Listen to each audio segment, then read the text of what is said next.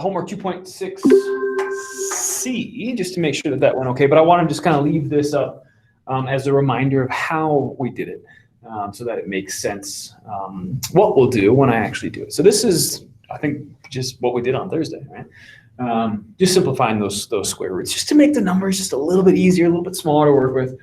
And then we're going to circle back around to 2.3 and factoring when a is bigger than 1, and then chapter 2 is done. You guys have been awesome. So we'll review, we'll practice, we'll make sure that, because there's a lot of different things, right? Factoring, vertex form, all that kind of stuff that we want to make sure we've got a pretty good handle on before we actually do some of this stuff for real. So I'll think about how to do that best over the next week or so. We'll kind of start doing some stuff for a little bit more credit, right? We'll take some individual, I was thinking like individual quizzes, and then kind of building towards a larger test in the next week or so. So I want to go back through this. I want to make sure you feel okay with this.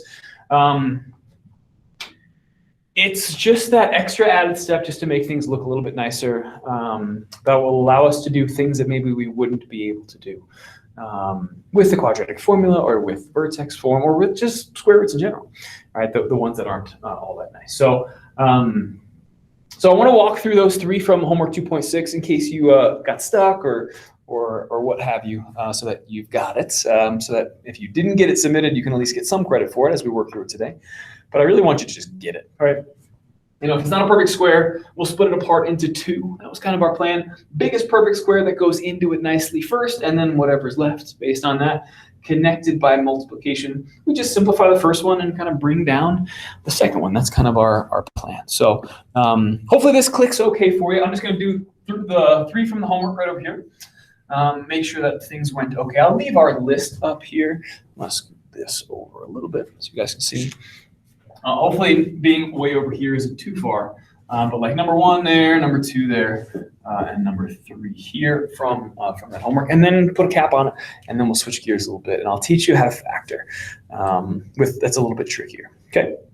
All right, cool. So the first one was square root of 12. And I mean, always, I'm going to check to see if it's nice, because if it is, then I'm going to do it. I'm just going to take the square root, right? Because it's perfect, and I just get a nice number back. So, you know, I always have my calculator handy, and whatever calculator it is for you, just have it out somewhere. But graphing calculator, Desmos, or, you know, last and worst case scenario, your phone. Square root of 12 doesn't go in perfectly because I get some long decimals, so I want to try to split it up. All right, so I just kind of line up 2 square roots next to each other. And we know that when I don't put a symbol in between things, right, things are connected by multiplication, right? Like 2x is really 2 times x. Same thing with 2 square roots next to each other. They're connected that way. I just kind of want to look at this list over here. Of course, numbers smaller than that are really the only numbers I'm looking for, because I want my numbers to get smaller when I do this. A number that goes nicely into 12. A number that I could divide 12 by perfectly. From this list, all right? Now, I know that 6 and 2 multiply together to get 12, but 2 is not a perfect square, and 6 isn't a perfect square, so that doesn't really help. I want to look for a pair of numbers where the first one is perfect, like 4, right? Because the square root of 4 is a perfect number, and that's what I want to be able to do. This one, I'm just kind of stuck, right, with whatever I've got, all right? 4 times what, right? That number is going to go in that last spot, 4 times 3. Okay, cool. So there I am, splitting it apart, done. Okay, now I just simplify the first one. Actually take the square root of 4, cool, 2, right, change the number, drop the square root, and then bring down the second one. And I'm done. 2 root 3, that's it. That's all I need to be able to do. 2 steps, which is really nice. Which is why I'm throwing this kind of at the end of the chapter as one last little thing that we can do. And that's it. Nice, right? Square root of 45, I think, was next. And I always check it, right? Is it on this list? That's really what I'm looking for, right? It's a really nice number that I can use. It's not. It's a little less than 49, a little bit bigger than 36, so it's right in here. So that's not going to be good. So I look at numbers smaller, right? Does 36 go in? Does 25 go in? Does 16 go in? Does 9 go in? Does 4 go in? Kind of down that way, just to see which one works. And I always want the biggest one if I can, right? So I look for a number that goes nicely into 45, just to make my numbers easier to deal with. And the biggest perfect square, so like 36 kind of going down, that goes in nicely. No, 36, no, 25, no, 16. Ooh, 9 goes in though, right? Because 9 times 5. Now, you don't have to know these perfect things by heart, right? You need to know these. You know what numbers you're looking for. You can just write them down so you have a nice list. But this is you, in case you're not great with multiplication, this is you jumping into your calculator and saying, okay, I don't want numbers bigger, so my list kind of starts there. I say, okay, 45 divided by 36. Nope, decimal, no good. Divided by 25. Nope, doesn't work. Divided by 16. Nope, decimal, doesn't work. Ooh, divided by 9, perfect. 5. All right, so there's your pair. Because then you just simplify the first one to a 3, bring down the second one, square root of 5, and you're done.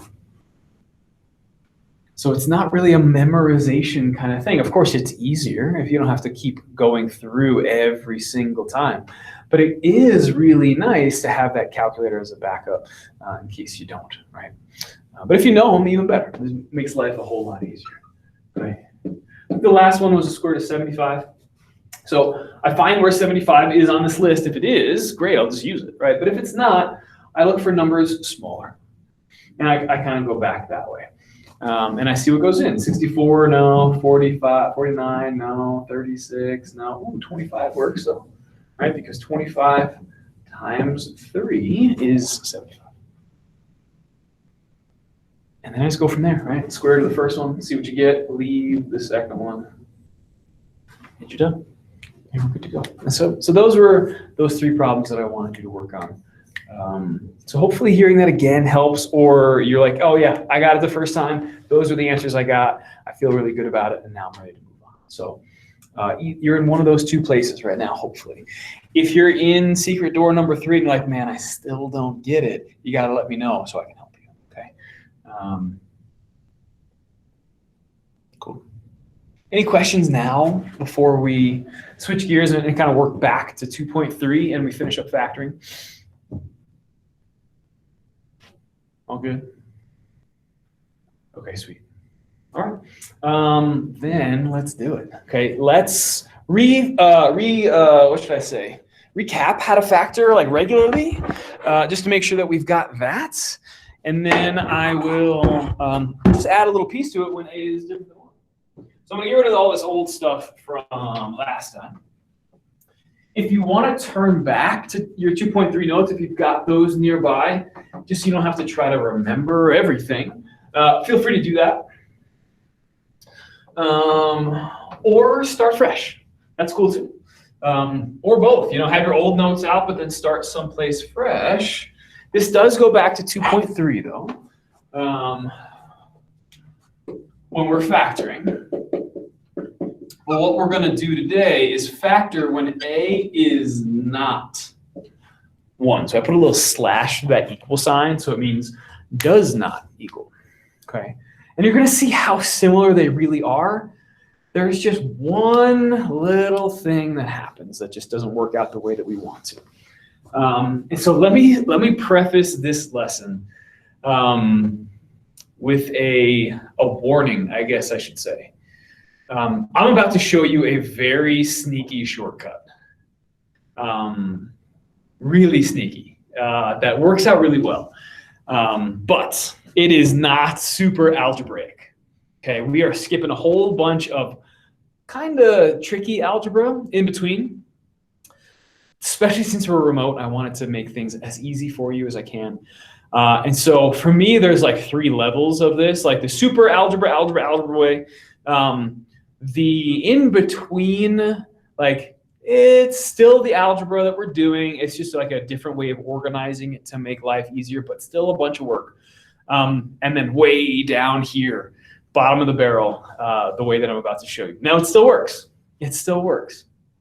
It's just, there's a couple of things that happen that I want to make sure you're comfortable with. So I'm going to put a little how-to over on the side here because I think it's going to be one of those algorithmic kind of ways, like you have to, if it looks like this, then you do it this way. If it looks like that, then you do it that way. So you always have something to look back at, and it's going to take some practice. So I want to like teach it to you today. We'll practice with it tomorrow. We'll take Wednesday and really make sure you've got it. And then we can start wrapping things up because this will kind of wrap up 2.3, which is nice. So, okay, all right. Quick recap of regular old factoring, and then we'll use that to kind of guide our thinking moving forward. So I'm just gonna make one up: x squared plus 7x plus 10. Okay, so hopefully this rings some bells for you. If it doesn't, then I'm glad we're doing it. I'm going to get some different colors so I can, hopefully things will stand out a little bit. So off on the side, A equals 1, B equals 7, C equals 10. Can you guys see that all right? Is that red? Not dark enough? Let me grab black or something. A equals 1, B equals 7, C equals 10. Right? Because what we want to be able to do, and so this will actually start our how-to, we want to make sure that it starts out ax squared plus bx plus c. It always starts in nice standard form. Let me turn this a little bit. I think you guys can see the edge, but just in case. Okay. Good. Starts the way I want. I'm happy, right? It starts in standard form. Because if it started factored, then I'll have to. It's already factored. If it starts in vertex form, yikes, I got to multiply and do a whole bunch of stuff. I won't make you do that. We always want it to start like this, okay? And what I want to be able to do is figure out how this thing is going to break apart, right, into those two side-by-side sets of parentheses, because then I can find x-intercepts super easy.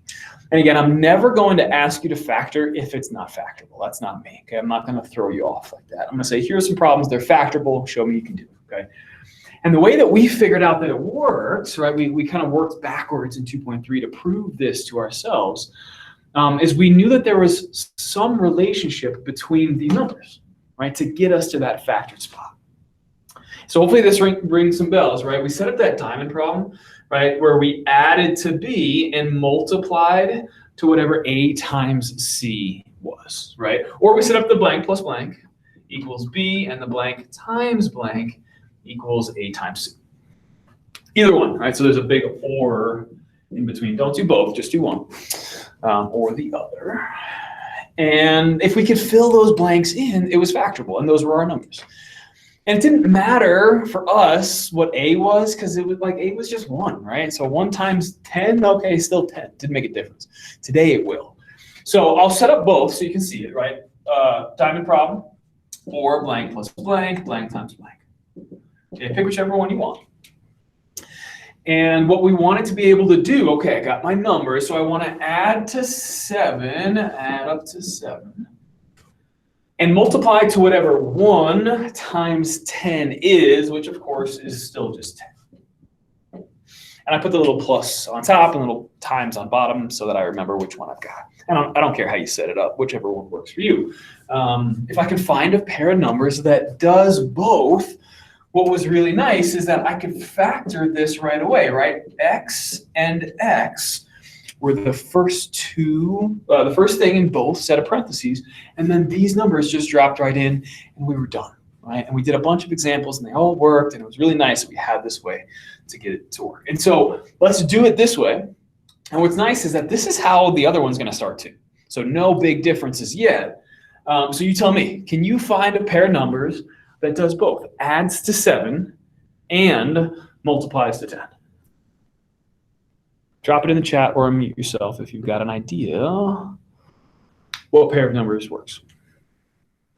5 and 2. Love it. Okay, 5 and 2, perfect. 5 and 2, because 5 plus 2 is 7, and 5 times 2 is 10. And you can switch the order. That's cool too. I'll stick with the order like that. So x plus 5 because it was positive. X plus 2 because it was positive. And we're done. That's it, right? And if we had to, right, if they wanted us to keep going, like what's the point in factoring unless you actually find the x-intercepts? Like imagine setting this equal to 0. Let's just keep that going because that's kind of the whole point. Now we can break it apart, right? So set this equal to 0 up at the top. Set this one equal to 0 down there. The whole point in that was to be able to actually solve, right? Which we couldn't up here. Now, we could vertex form it, or we could quadratic formula it, right? All that's going to work, set it equal to 0, but factoring is super nice because then I just set the first one equal to 0 and the second one equal to 0. and we can go from there. And this is just a reminder of the whole point, right? Okay, cool, subtract 5 on both sides. X equals -5. There's an x-intercept, there's a root, whatever you want to call it. -2, sweet, x equals -2. There's another x-intercept. And I didn't have to simplify square roots to do it or find the vertex. This was really nice. Okay, sweet. Let me show you how similar things are going to be for the start of one that's like 2x squared or 3x squared or something like that, and then show you the difference. There's going to be more, obviously, if we have to, worry about 2x squared. We have to change it up a little bit, but I've got a really nice sneaky shortcut as to how it works. If you want to know the real algebra happening behind the scenes, I'd be happy to share it with you, but I think it might just be more confusing that way. So, all right, cool. I'm gonna squeeze it in there. All right, let's do it. 2x squared. I actually kind of like the setup. So I'm going to stick with the same b value, that plus 7x, and do like plus 5. Right? Now I'm not going to set this one equal to 0. I just want you to get used to the factoring part. Right? This is going to start the same way. I want to make sure that I've got it set up the way that I like. Right? It's good old standard form, biggest exponent, and then kind of on down from there. And then if I've got it set up like we do, then I can do my little diamond problem or my blank plus blanks, however you want to do it. Okay, so pick one. I'm just going to write both so that the people that do one way can see it their way, or vice versa. Okay, but now think about it. Okay, I want to add to b. Okay, so that number's set, right? Because a is 2, b is 7, and c is 5. Okay, so b is 7. All right, so there's no question right there what I'm supposed to add to. Okay, but remember what we're trying to multiply to. A times c. Okay, whatever you get from multiplying those two numbers together. Okay, well, so it's not just c anymore. So I'm not just going to put a 5 here. I got to put whatever 2 times 5 is, which is 10. Okay, and that's why for so long I've been stressing a times c, because now we need it. Otherwise, the numbers wouldn't work out. Okay, two numbers that add to 7 and multiply to 10. That's pretty easy. 5 and 2, right? 5 and 2, 5 and 2. But clearly, we have to have different factors. This is not going to work with x plus 5 and x plus 2, because that's x squared plus 7x plus 10. This is a totally different function. Different y-intercepts. It'll have different x-intercepts. Like the whole thing is going to all be different. But here's the nice part about this. It starts the same way. Here's the shortcut part. Like I could do this much algebra, okay? Like lines and lines and lines of algebraic work. I just think it's going to be more confusing than it needs to be, okay? The next step is still the same, okay? Where you set up your two sets of parentheses with x and x. But what I have to make sure you realize is that it is just a setup that is super sneaky and not true yet. Okay? And what I mean by that is when I do this and I say x plus 5 and x plus 2, that is wrong. That is not the way this factors. That's how this one factored. And these are two different functions, clearly. This is just the sneaky step in between to help us. Okay, so I cannot stress that enough. This is not your answer. In fact, it's a little dangerous that we're even writing this, but it works out super nice. Okay, so you set it up, x and your numbers. Now, again, if you want to know the math that's happening behind the scenes, I'd be happy to share it with you. But if you just learn how to do it, I think you'll feel pretty good that you can get yourself to the right answer. Okay, so you've got some numbers here, right? Whatever your numbers were from your results. Okay, now this is going to take some practice doing this. But here's how we actually factor, because there's an a value right here that we have to consider. Okay, and this is the sneaky part that makes this work. Here's the trick. look at your numbers. Okay, your 5 and your 2. So don't worry about the x's. Those are there for right now. Take a look. Okay. And what you're going to do as a very nice sneaky trick. So right, you've got your plus your number over here plus some other number over here. I'm just putting number signs right there for now. Who cares what those numbers are? Here's the nice sneaky trick. Take these numbers and divide them both by A. I'm going to take my numbers and I'm going to divide them by A. So in this case, I'm going to divide just the numbers. Okay, divide them, in this case, by 2. Okay, so this is kind of the in-between work. Okay, now we look at each of those fractions. Okay. I'm going to do the second fraction first because it works out the way that I want. Okay. What is 2 divided by 2? Like, does that go in perfectly? Do we get a nice, perfect actual number there? Absolutely, right? That's x plus 1. So if A goes in perfectly, then just divide it and rewrite it. Okay. So if A divides perfectly, evenly, I should say, evenly would be better, evenly, then divide it.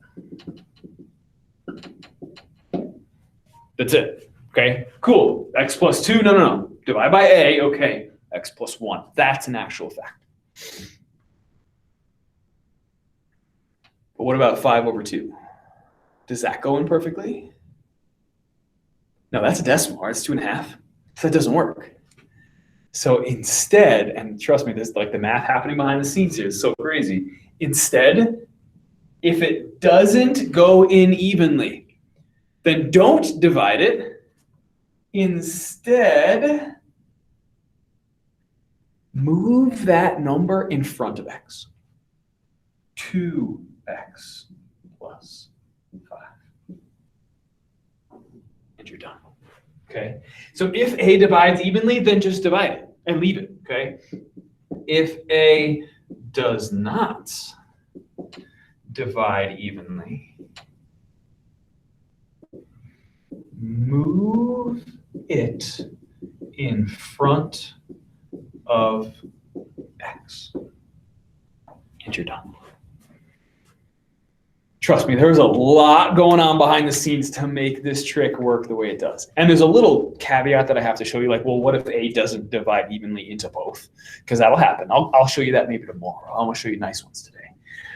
But it works, and it blew my mind. And I have to tell you, this was only shown to me for the very first time in my entire life last year.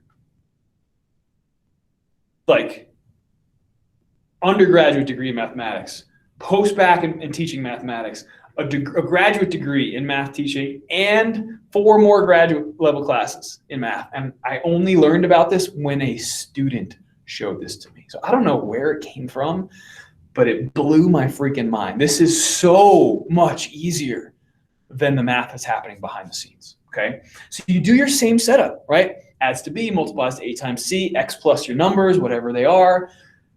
Then the only thing I have to do is just divide by A. If it goes in perfectly, then I just let it happen, okay? The X stays X, the sign stays the same, done. 2 divided by 2 is 1, okay? If it doesn't divide evenly, then that number doesn't get divided, and I just drop it in front. Amazing. Freaking amazing how easy this is. I would spend probably 2 weeks showing you how to factor the old way. And I'm never going back to it. Never, ever, ever. This is so cool. So nice. Questions? Well, I'll do a couple more and we'll just call it. I just want to kind of give you a chance to see it in action. And then we'll just practice it some more. Cool. I'm going to erase this old one so I can keep the notes up next to it so you have something to look at. Then we'll go back to the other board and I'll do a couple other ones. So call this one number 3. Oh my I couldn't believe it. Like I was stuck doing it the long way like a sucker. Now I work smarter, not harder, right? Number 3. All right, I gotta find ones that work. All right, so let's go like, I don't know, like 3x squared. Mix it up. Let's get some negatives in there, because why not? Let's go plus 4x minus 4. Again, we could set this equal to 0 and keep going. We're not going to do that yet. I just want you to get used to the factor. Okay? So, you see me do it 1,000 times. Let's do it 1,001 times. A equals 3, B equals 4, and C equals negative 4. Okay, write it down if you need to. Don't if you don't. That's fine. But my setup still has to happen. Pick one, whichever one you want. All right, 2 numbers that add to B, so we got to add to 4. And the same pair of numbers has to multiply to whatever A times C is. So you have to actually do that multiplication like already before you figure out your numbers. So 3 times negative 4, right? A times C, that's negative 12.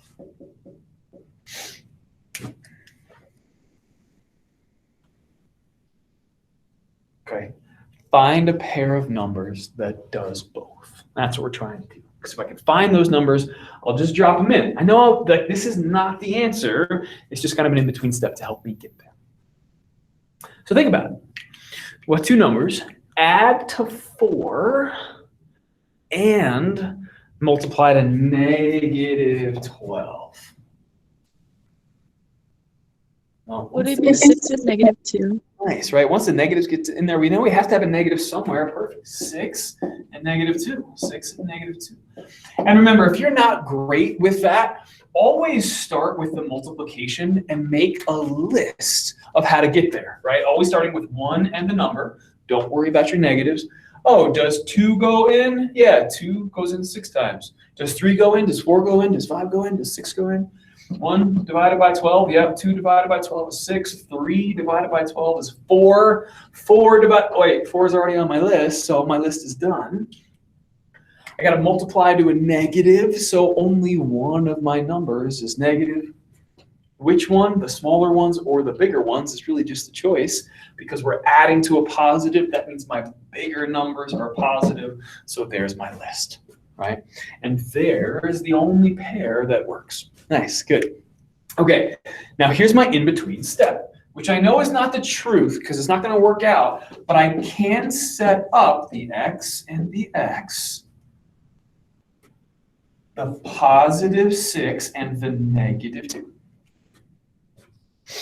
So I set up these sets of parentheses just like I always have with factoring, but knowing that this is really not the answer, okay?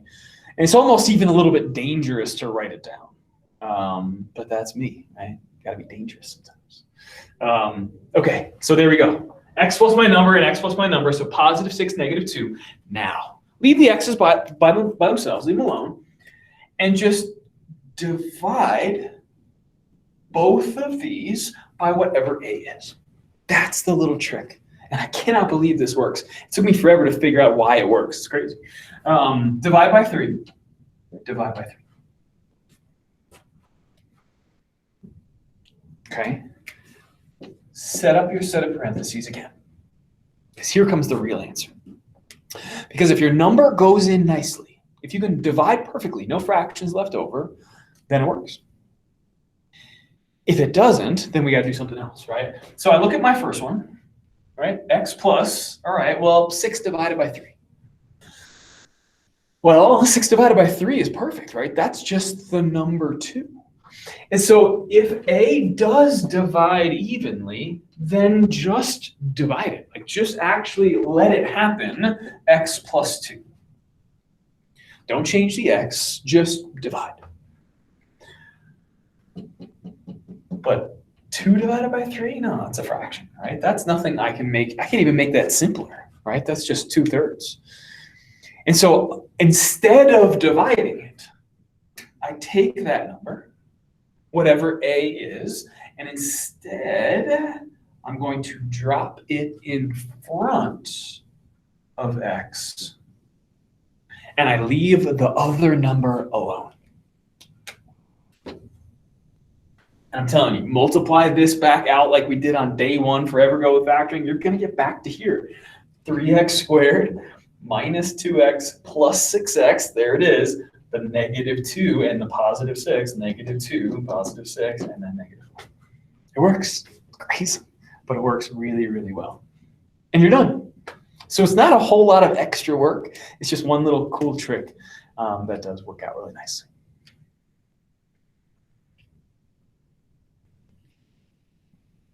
Cool.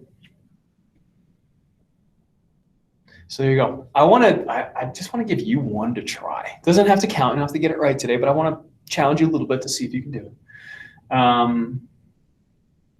So I'm going to write it down here so that you can see it and have all the work next to it. And then we'll actually go over it, and then we'll be done. So call this one number 4. I don't know. Let's go back to 2x. I like that. 2x squared. We'll stick with the positives for now too to make finding our numbers a little bit easier. Let me find a pair in my mind that works really nicely. Okay, plus 7x plus 6. Okay, try that. See if you can factor 2x squared plus 7x plus 6. I'll give you a couple minutes to try, and then I'll scoot over to the other board over here, and we'll try it out. Or I might just erase, maybe I'll just erase number 2 and do it that way. But give that a shot, okay? And that'll kind of help serve us really well tomorrow when we kind of keep building from this. It works, it's so cool, I love it. And please ask questions if you have any, as always.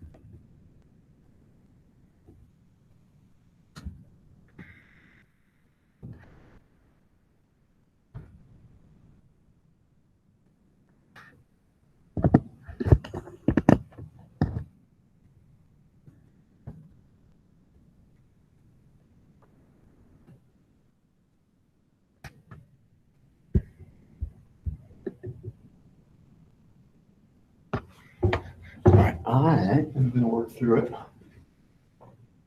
I'm going to take a picture of this first.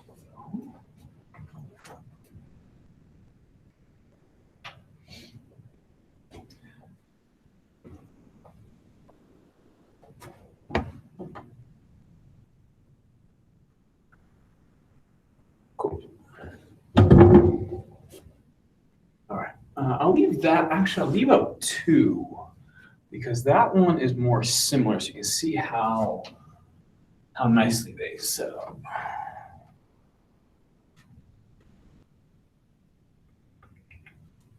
Okay. Number 4, 2x squared plus 7x plus 6, I think is what I said. A is 2, B is 7, C is 6. Yeah, that should work out. Want to add to 7, multiply to 12. All right, add to B, multiply whatever A times C is. And so the only pair of numbers that's going to do that will be 3 and 4. 3 and 4, 3 and 4. So I set up my two sets of parentheses with just x, knowing that that's not really the answer. It's just kind of a step along the way with my numbers, plus 3 and plus 4. Okay? And if it was just a being equal to 1, then I would probably be done at this point. But because a is different than 1, that's what makes this just a little bit trickier. I have to go through the process of dividing by whatever a is. If it goes in evenly, then I just divide it. If it doesn't, that's my new coefficient of x, like this one, right? 3 over 2. I know 2 is less than 3, so it's a good start, but it's not the right kind of number. I would get a fraction, and that's not what I want. I'd get a decimal. And so I got to take that 2 and instead drop it in front. 3 doesn't change. The 2 moves, and only it serves one purpose. Either divides or becomes your new coefficient. This one does work out really nicely. X plus 2. Done. If you got to there without having to watch me do that, then you are off to a really good start. If you needed to see that in action just to be sure, then that's okay too. Okay? But if there's something about this that you just don't get at all, like if you don't even know how to do it, then I want to make sure that we fix that now. If you can't ask questions, this is not going to get any easier for you. Okay? And math is hard until it's not. That's all there is to it. Math is really difficult until it's not anymore. The only way to do that is to try stuff out, to ask questions. Just try your best. Okay? So, questions?